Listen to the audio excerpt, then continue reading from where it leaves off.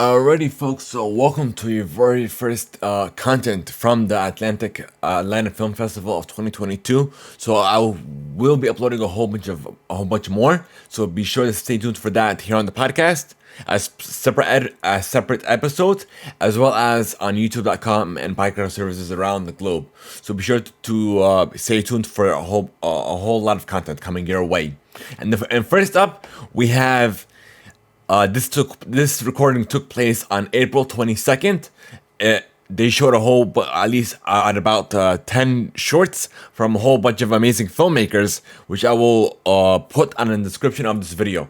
And also a huge shout out to the Atlanta Film Festival, as well as the Atlanta Film Society, for giving me the invite and for giving me press access as well. So I hope you guys enjoy and stay tuned.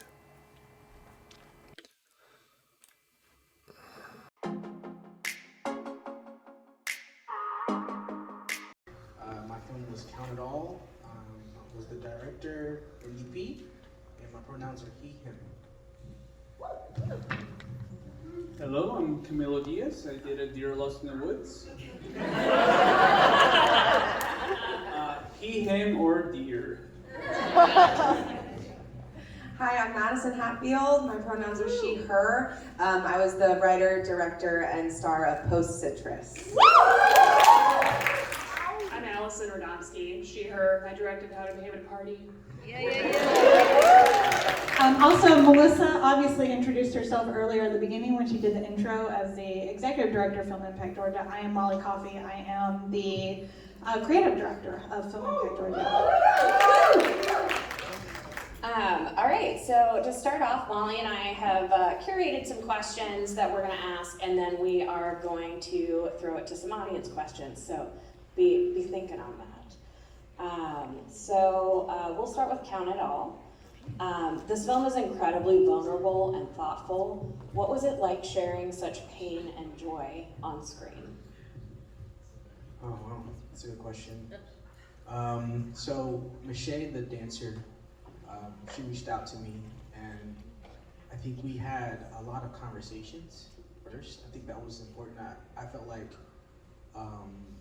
honored first to be even able to share that, space with her and her trusting me, and wanting to give me an opportunity to help create images for her words and her thoughts. And I know the biggest thing we wanted to kind of depict was this level of interiority.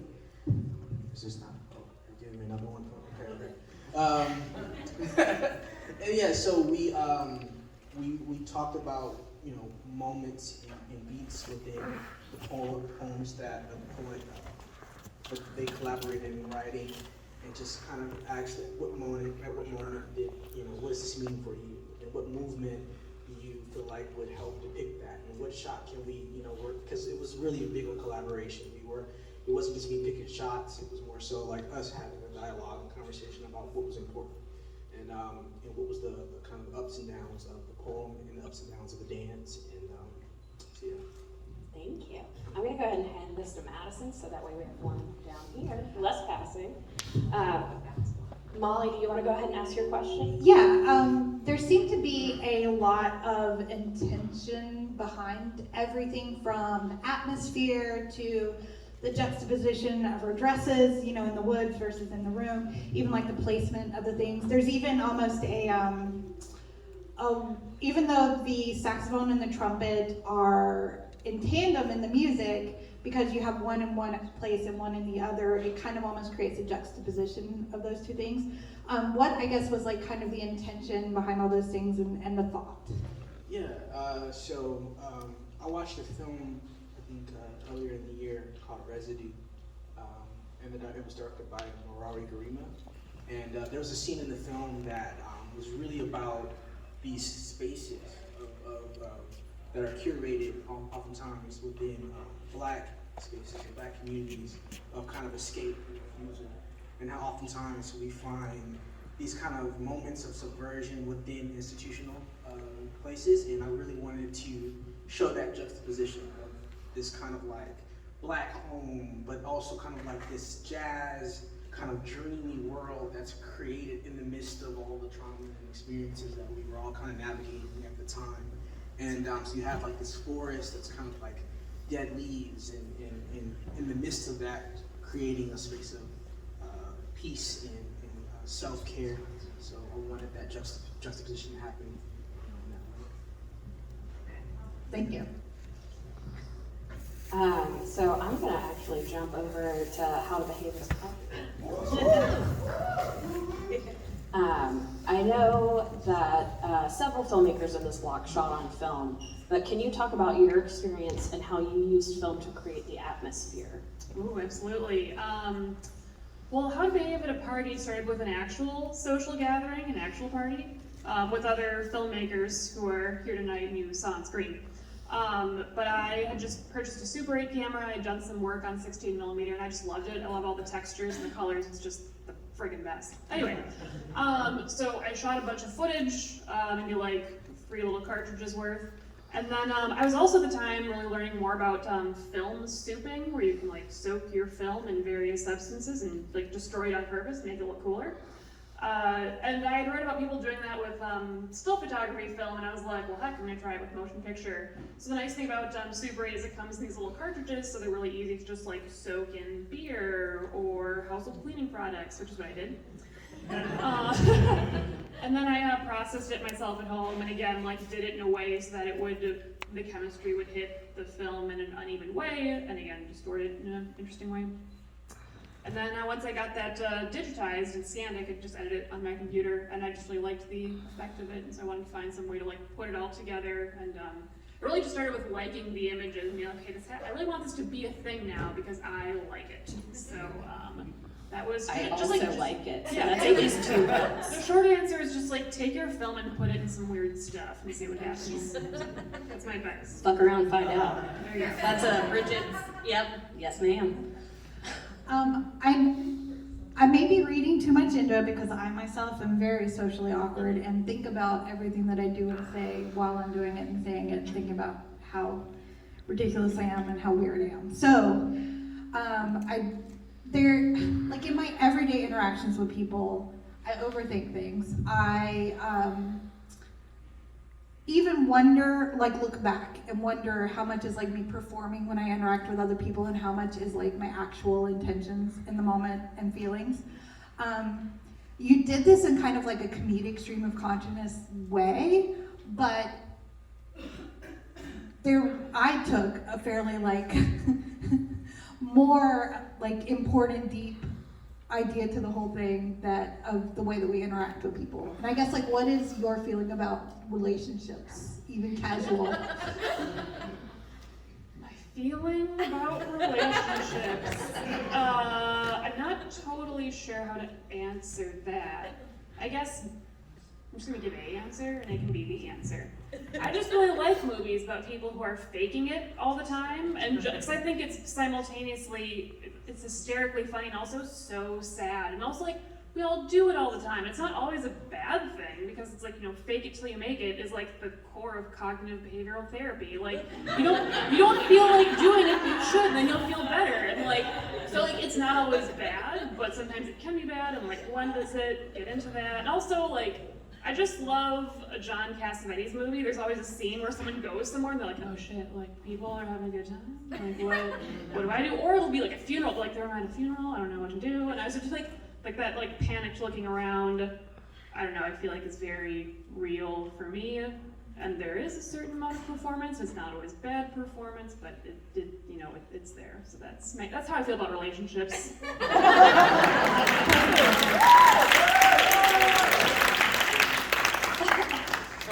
Alright, so I'm gonna move on to Madison from Post Citrus. And by the way, since we only have, we've prepared lots of questions, so since we only have 4 filmmakers here, I might actually do a second question. Yeah, do it. The music in the film almost feels like a character in itself. Can you talk about how music played a role in your process in writing and directing? I love Josie and the Pussycats. That is a movie that I love a lot. My AD Taylor also loves it a lot. Everyone I've ever met who has a brain loves it a lot. And I was really called to make something that felt like that. My constant collaborator, John O'Mitchell, is amazing at making playlists for all the projects that we do. So we absolutely have a post-citrus playlist that I'm pretty sure is public that you can find. But for me, I really, more than the physical music itself, there was sort of a feeling of fun and energy that I wanted to evoke and have, not only on screen but also on set. And I think that what we came out with was a really fun movie. And I was so proud to have an original song at the end. Jenna Desmond and Corey Campbell did an amazing job with Let Me Teach You How to Rock. They have a band called Babe Club that you should look up because they're wonderful. So, and I did purposely tell my actors, do not learn how to play instruments, because part of my homage to that kind of film is be bad at it and have people who actually play instruments notice. I wanted that, so I hope that you all felt that way. Thank you. I mean, you're not like classically trained bassist. No, I was apparently like not even touching it. I want to talk about the word fat. Because I love to use that word, and it always makes everyone very uncomfortable around me, and they don't know how to react. And what are your thoughts about taking power away from the word fat? Yeah, I mean, I have learned so much from fat politic and fat liberationist communities, right? There's this notion that fatness is sort of this last acceptable bastion of discrimination, right? We can still really just shit on fat people, not only in a social way and in a body attitude way, but like, we don't make medicine good for fat people. We don't make travel good for fat. Like there's this notion that it's okay. And then there's also this moral component to it, right? That fat people are inherently less disciplined, more lazy. And as someone who grew up as a fat kid and became a fat teen and is now a fat adult, I spent a lot of time like avoiding that word. And it's a physical descriptor of what I am and what many people are. Fatness intersects with every identity that you can think of. And I was excited to sort of for the first time talk about fatness on screen. The way I like to incorporate fatness in my work is just having fat characters who live lives, because that's what I do and what a lot of fat people do. All of us actually do that. And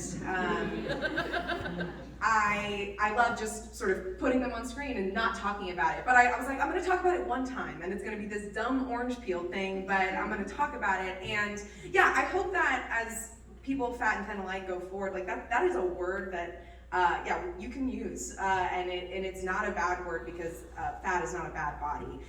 So yeah, thank you for asking that question. So Camilo, so I am absolutely obsessed with your project, tonally and absurdly.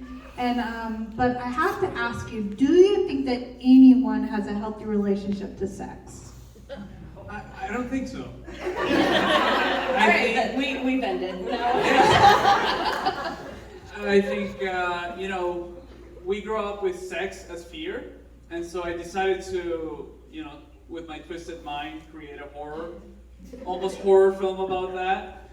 I think, growing up, that's something that we grow up with. You can't watch television because there's sex, You grow up with it, which is such a natural thing at the end of the day. And I wanted to make this film very absurd about some guy who couldn't have sex, and he doesn't know why, and nobody knows why, and he just gets into these awkward situations because of it. So yeah. All right, my question was, I thought I knew where the film was going, but was completely surprised by the end. Can you tell us a bit of where this concept came from? Well, I originally wanted actual deer. Yeah. And as independent filmmakers, we're already spending money on film. Yep. You have to call somebody up to dress up as deer. What did that casting call look like? I put out one on Craigslist, and then I felt really uncomfortable with the people that started contacting me. Because they thought it was like completely serious, and then I just had a friend, and you could have seen his name on along with his partner, and they decided to get on the deer suits, and it happened. It happened on set. Absolutely. All right, so now it's rando question time. I'm through all of my written stuff. So let's see. Do we want to move to audience questions, or do you? Let's see if anybody has anything. I mean, I know it's late, but come on, you guys. I think it's, I saw one hand. I know. Come on, guys. I will come find you. You did it. Yes. Yes. I just want to say I love your films. I have nothing to say. I just love your films. That is also accepted. Filmmakers will always accept praise. Yes. Well, okay, I guess I'm curious, from all the filmmakers, like, such interesting and amazing projects, what was like, how long did it take from like pre-production to filming to post-production? I just was kind of curious for each of the films. It's a really standard question that I can think about. Yeah, we shot the footage one summer, like in a day. And then I soaked the film in like alcohol and cleaning products and whatever for like 2 months, and then I let them dry for like 8 months. And I also, at the time, I like didn't have any money to buy chemistry to process the film, so I was like, I'm just gonna let it sit there. Basically, like a year later, I was like, I'm finally gonna process this film, and then I got it scanned, and then maybe it took me like a few months to edit, but that was not like a conventional planning process. That was just like, I don't know. It sat there, and then the time was right, and then I did a thing with it. And then did you scan and did you scan it and do it and edit it together, or did you splice it together? No, I did not do analog editing. I wish I could be that cool. I'm working on it. If you want to give me a movieola, I'll do it. But no, so I processed it. I developed the film like in my kitchen, and then I sent it off to Mano Noah Ware in Brooklyn, New York, and they scanned it for me. And then I had like an MP4 that I was working on in Premiere Pro and messing around with. So that's, yes, I did not splice it, unfortunately. Good question.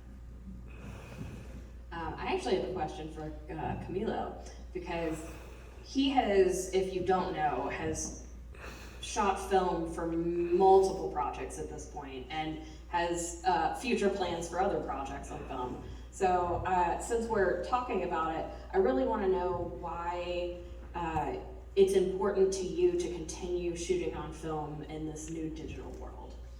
So I always go back to the story since I was a kid. I've been wanting to be a filmmaker, and I had this mentality that because I grew up in the time when DSLRs came out, digital cinematography came out. But at the time, for me, digital cinematography was like not to bring it down, but in that childhood that is what you start with, and then you graduate to film. So I had that stuck in my head. Of course, I grew up, and then the Alexa cameras came out, but that mentality of like, I want to see the projects that I make on celluloid, not just because of the chemistry, the science part of it, but also the storytelling and how your eyes, to me, film is how your eyes see, you know? I feel like digital, as much as a medium that I respect, I want to watch my movies on celluloid. And so I kind of like fight for that all the time, and I fight for it because I believe in it, and I think we live in a world where, you know, producers sometimes say you can't make your film on film because it's not cost effective, while the camera rental is cheaper now. You know, so, you know, that's why I keep fighting on it, and I want to see the films on film. And one day, hopefully, I can print out something and show it over here because they have a 35mm projector. So, yeah. All right, thank you. Anybody else in the audience? Yes. Yeah, a question for all of you. Kind of hearing Allison's process, how she kind of developed the film, found the film in the edit. as independent filmmakers, you feel your films, the editing, you feel like the process of editing kind of changed the film a lot, and you feel like you kind of stuck to how you originally planned to shoot it and wrote it. I mean, how much do you feel like the editing process affected what you were doing in terms of your film story you're trying to tell? Like, it changed drastically, or? Yeah, so there was a part of the performance piece with Michelle that was choreographed, but there was a part of it that was improv. And so a lot of times when we were filming, you know, it's more so about just capturing and kind of letting her move and fill out the music. And then in the edit, it's like, then you get to actually see the dance. You know, when I'm filming it, you're trying more so just to make sure framing is right. But when you're, you know, looking in the edit, it's like, okay, what, you know, when should I let a movement, you know, breathe? You know, when should I let a facial expression, like, you know, sit longer, or, you know, that edit process kind of changes the language of the film. And so, you know, I brought, you know, Michelle, and we worked together on it, and we kind of talked about, like, you know, in this moment, you know, what do you want this moment to say? And then that kind of changed the cut a little bit. So, yeah, I think the edit was really kind of another filming process almost, you know, so, yeah. This was my first film that I directed, and I have mostly watched, or the director I've watched the most work is John O. Mitchell, who's here, who's an incredibly efficient filmmaker, and it's really good about, you know, sort of seeing how it's going to look in the final edit as he's directing and shooting it on set. To go back to your question, we shot for 2 days, and half of the second day was the music video part of it, so we really weren't working with a lot of time, but I do think that with it being my first time, I definitely was like, well, maybe we should also get it from here and here and here. My shot list was enormous. Over the course of the day, it got smaller. But you know, I think for me, it was a process to really sit with my editor and have her provide ideas, and then have me be like, oh, well, what was the other shot that we got there? And I hope that as I'm able to do it more, that I will get to a place where I can see it a little bit more clearly from the very beginning. But I think for my first time, it was important for me to have that sense of flexibility and be able to take input from other people as I sort of try to find my voice and my ability to be more efficient in the future. Woo! I guess, I don't know, I can sort of answer that. I guess I've kind of already answered that question. I didn't just have a plan going in. Like, when I saw Avery, who asked the question tonight, he was like, I didn't even know we were shooting a movie when we shot that. And I was like, I didn't know either. So I think that's really fun to let, I feel like when you do go into the plan, the images have like something else to tell you when you get them into post, you're doing the editing. And also, like, I think it's really good for me as a director to do my own editing, which is what I'm doing now, in part because I'm like, I can't afford anyone else. But also I feel like it really helps me learn, like, oh yeah, I needed that other shot, and I can like feel it in my gut now, and I think I am getting better at shooting because I do some editing. And also, editing is such a fun, like, existential crisis. You look at it, you're like, oh my god! And then it finally comes together and you're like, oh, okay, it is a thing, but it happens every time, so don't be spooked the first time it happens. It's normal to hate yourself. Before we wrap this all up, I want to be sure that everybody talks about what you're doing next. Promote anything that you want to promote. I'll be making another film, a 16mm film, Yeah. in August. That's our planned shoot date. It's called The Old Lady and the Boxer. It's a good old American boxing film, you know? Short film, 15 minutes, and really excited. We're obviously big fans of that film. Thank you. So yeah. I'm DPing a project right now called Granny's Daughters. We are wrapping up shooting actually this weekend. So, yeah, excited about that. Great title. I'm editing some projects right now. I also enjoy working with found footage, so I'm kind of just playing with some stuff and seeing again, like, will the footage reveal something to me? We'll find out. And I also have a feature script I'm working on that I've written, and I'm just trying to figure out how it's going to, figure out how I want to make it. And I want to shoot it on 16mm, and it's about a compulsive liar. On Tuesday here at this festival, I hope that y'all will come back to the plaza to see our feature film Miles from Nowhere, which I co-wrote with Jonah Mitchell and Alexander Baxter, and I have a supporting role in that. So that's this festival, and then we're in the midst of finishing up the other feature that we shot last year, Courtney Gets Possessed, which I hope will be coming out sometime later this year. And yeah, we're working on a couple more features to maybe shoot in the second half of 2022, maybe a short. You just don't stop. Just once you start, keep going, or you may never pick it back up again. I think that's the lesson that I can offer. All right, well, I want to thank all of the filmmakers from this incredible block, all of the amazing work that you guys have done to get here. So please give them some applause. And then before we wrap up, I'm gonna also shout out our organization. So Film Impact Georgia is a nonprofit that we started in early 2019 to build better foundations for independent filmmakers in the state of Georgia. We do biannual film grants, which this block actually had 3 of our previous finalists, Post Citrus, Artistic, and Glitter Ain't Gold, were all finalists for our grant. One of our winners, Lev, is here, and his film is playing in my hometown block. That was a winning film from our grant cycle. And Camilo is actually one of our finalists in this current cycle. So please check out our website. We have built just tons of resources and free resources for filmmakers. We have a filmmaker toolkit that has easily 100 different templates, anything from location agreements to crew memos to storyboard templates, because we believe that there should be less barriers of entry in independent filmmaking. And also, Melissa just made all of our Ask a Pro Anythings for free to watch on Eventive, which includes a Q&A with David Bruckner, who's currently in post-production on Hellraiser, Angela Barnes, who currently is the director of Marvel's Ironheart, has a Q&A on there that she did with us, so all that stuff is free. Yep, we have James Ponsalt, who was literally one of the most genuine humans that we've ever had the pleasure of talking to. Go watch him talk about film. It will make you cry. So that is, you can find that at filmimpactgeorgia.org. And thank you guys so much for being here and staying up late with us. All right, good night.